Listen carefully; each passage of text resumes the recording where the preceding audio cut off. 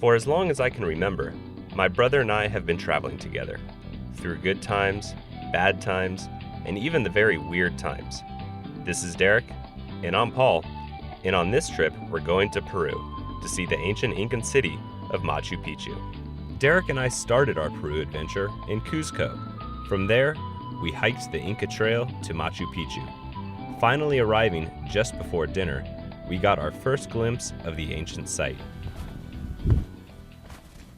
Well, here it is, Machu Picchu. After a grueling trek and donating a pair of sunglasses to the Inca gods somewhere along the trail, we finally made it.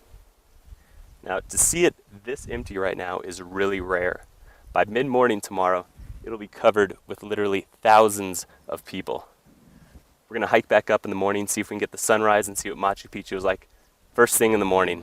The closest access point to Machu Picchu is a town called Aguas Calientes, which is 6 kilometers away from the ancient city. Here, travel-weary tourists are offered all the amenities of home: hotels, hostels, restaurants, and even internet cafes.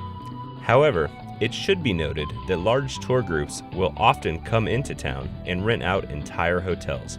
So we suggest either booking a room a few weeks ahead or arriving in town on the earliest train to make sure you have a place to stay the night. Although Aguas Calientes is a relatively new town, ancient techniques are still used by local craftsmen in the town's ongoing construction. There's also a great open market in town where local fruits and vegetables are available to ensure you won't run out of energy exploring Machu Picchu. Rising early the next morning, Derek and I made our way back up the trail to the ancient city. These ruins are visited by approximately 2,500 people every day.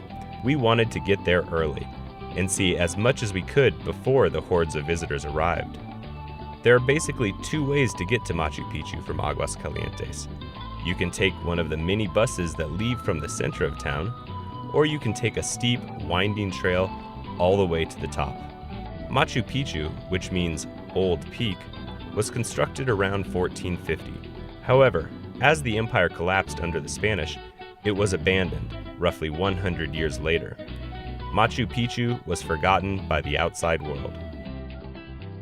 In 1911, the site was rediscovered by explorer and historian Hiram Bingham with the help of some local residents. He started the huge job of clearing away hundreds of years of forest growth from the city.